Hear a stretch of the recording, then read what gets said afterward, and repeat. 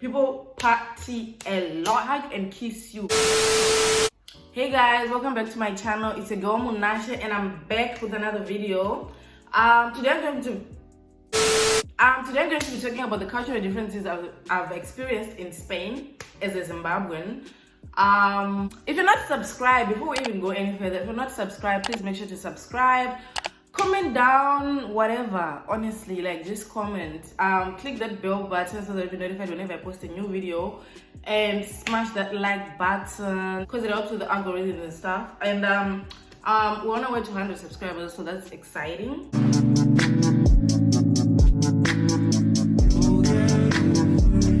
Today I'm going to be talking about anyways, back to the video. For those who don't know, I'm originally from Zimbabwe and I've been living in Spain for the past 2.5 years. And I've experienced a lot of things that have been very shocking or just like, very different from where I come from, especially because it's like two different cultures. Like Spain and Zimbabwe are like the complete opposite in so many ways. So I'm going to be talking about those things today. So the first thing I want to talk about is the fact that the thing that affected me the most when I came here, okay, it didn't affect me, but I was just like, what the heck, is the time they have their lunch and dinner.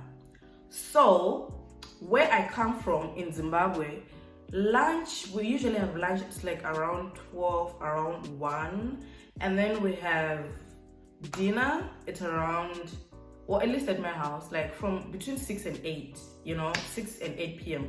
That's when we have dinner. When I came here, I was living in a residence, so we had we had to go to the DH to get food. And when they gave me the timetable, like of, the hours of where we should go and get food, it freaking said lunch at 3 p.m. And I'm like, what's lunch at 3 p.m.? I'm hungry by 10 p.m.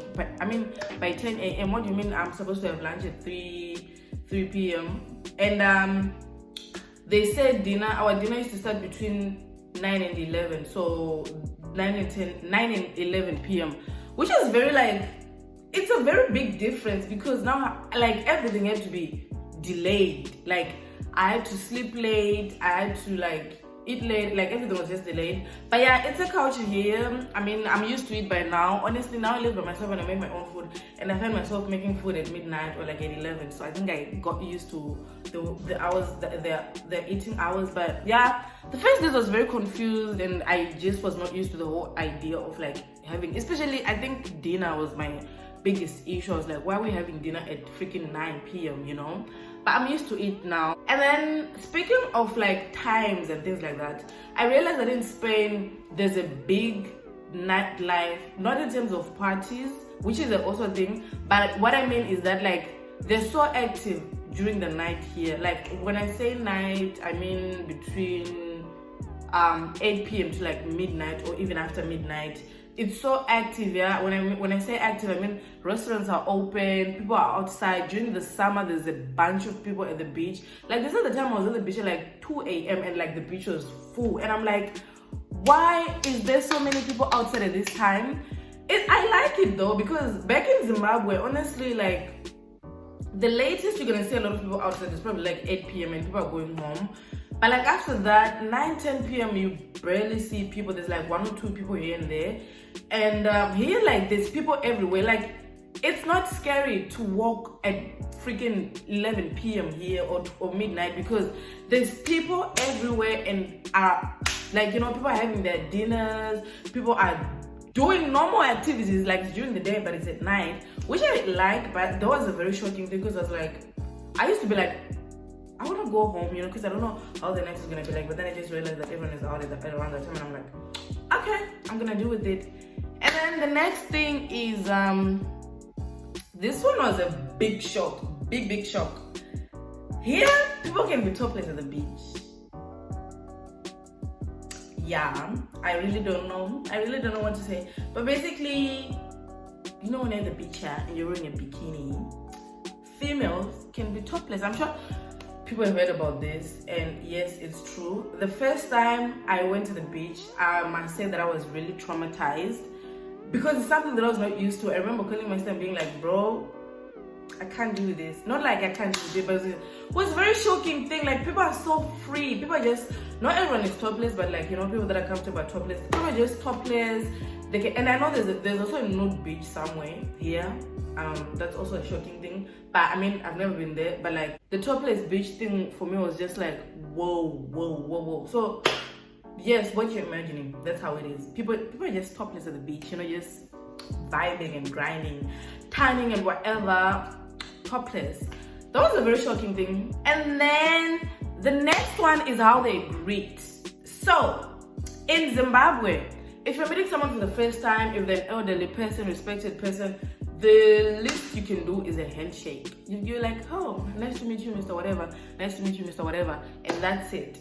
Here, they hug, but they don't just hug. They hug and kiss you, not just on one cheek, but on two cheeks. I'm gonna explain my first experience. So the thing is with me is when I came here, I didn't research about these things because who researches about how they greet in another country, you know? I mean, at least not me. So I met this girl and you know, she introduced me to another girl and she was like, hey, this is Munasha, whatever, she's from Zimbabwe. And then she's like, hey, nice to meet you. And then she, you know, opened her arms for a hug. I'm like, okay, I'm hugging her. And then I hugged her and then she's like, she kissed me on one cheek and I'm like, whoa. Kissed me on another cheek. I'm like, whoa, my heart started beating. I literally don't even know why, but I remember thinking about that incident. I mean, it was not an incident, but I remember thinking about that for like a whole week and being like, why? I was like, because I didn't think it was a cultural thing, so I was like, why did she do that? Why did she do that? It really, I don't know, it did something to me. But basically people here, that's how, most of them, that's how, like, it doesn't matter who it is, it could be anyone. That's just how they greet people. And you know, it was shocking, but I'm used to it now. But it was just like, whoa. And then speaking of like, just, you know, people are very free around each other and things like that. I don't know if this is in areas or facilities that I've been around or if it's just like in general, but here people don't really use the whole, what's the word? I don't know. Basically, my professors, at least my Spanish professors, they don't like to be called sir, ma'am, miss, professor, whatever. They say, call me by my name. So if their name is freaking John, we just say, John, you know, whatever. Mary, Carlos, Fernando, whatever their name is, we call them by their names, which is something that was really hard for me at first. During the first days, because you know, in Zimbabwe we call, like we say Mr., like we respect people so much, and especially if it's like a school or if it's like work, you have to say like, you know, if like, you know, if it's your boss, you have to be like sir, whatever, Mr., whatever. But like here, like someone can just call their boss by their name and I'm just like, whoa. I like it, but I'm just like, it's something that was very, very different, but I'm definitely used to it by now. But it's something that I was just like, no, like why do you have to call someone who's so respected, someone who's older than me, someone who's in a higher position by their name? But they're like, I'm not, oh, don't call me that. I'm like, I'm just trying to respect you, you know. The next thing is public display of affection. I need to take a breather. I still feel uncomfortable up until now. I'm not even gonna cap, because people are so, like, people in relationships, they're so touchy, just, they're so all around each other. Like, guys, I don't even know how to explain it. I'm probably gonna look for pictures and be like, this is what I mean. But basically, I mean, back home, I'm not saying there's no public display of affection, but I think the least people can do is like hold hands or maybe hug, you know what I'm saying? People here do the most. I'm not even gonna get into detail, but they do the most. Like, I would be at the traffic lights / robots, like we call them in Zimbabwe, and then you have a couple just next to you literally making out, and I'm just, whew, it's a lot.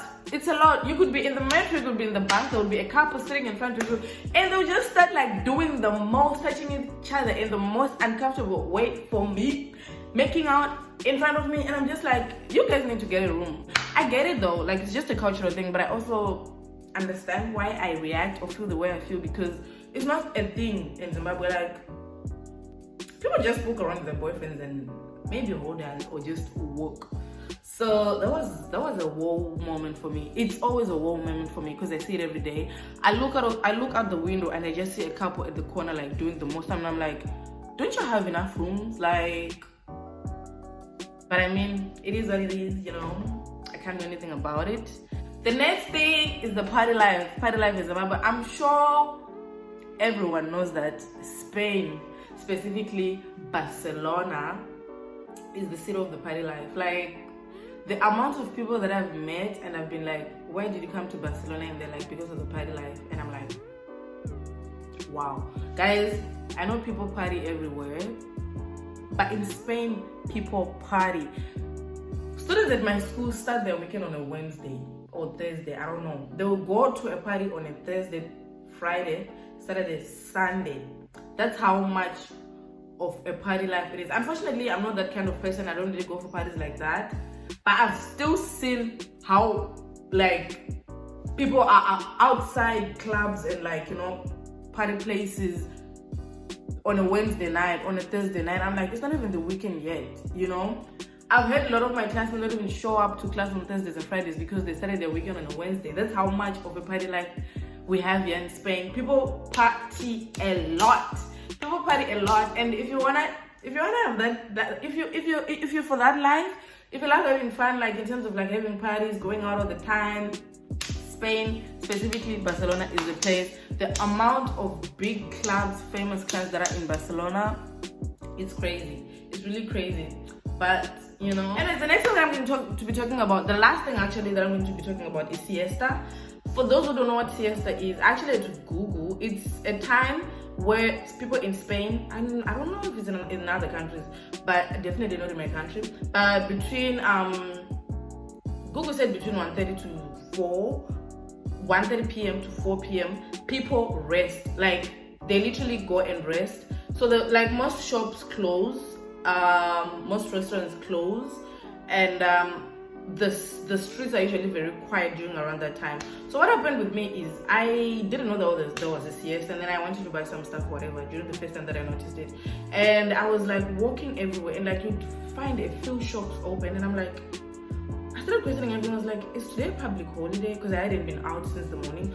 I was like, today a public holiday? Is today a public holiday? Like, what's going on and things like that. And then I remember just going back and telling one of the people that I lived with, I was like, oh, I wanted to like do some shopping, but like look, most of the shops were closed, and they were like, oh, they're gonna open later, like they'll open up at like 4:30 or whatever because it's Siesta. And I'm like, what's Siesta? They're like, yeah, that's like when people rest, like they go to sleep basically. And I think it's a beautiful thing. As a person, I honestly don't even really do it because my schedule is different. But as a person who loves sleeping and resting and just relaxing, I think it's a good thing, and I'm probably gonna do it in the future. But yeah, guys, that was it for all the cultural differences that I've experienced in Spain as a Zimbabwean. I know there's a lot more. If you guys need a part 2, comment down below. There's a lot more that I've experienced, but these were like the ones that were like just on the top of my head. But thank you so much for watching. Again, please subscribe so that I can get 200 subscribers. And yeah, bye. I'm not gonna say that. I don't want to say that.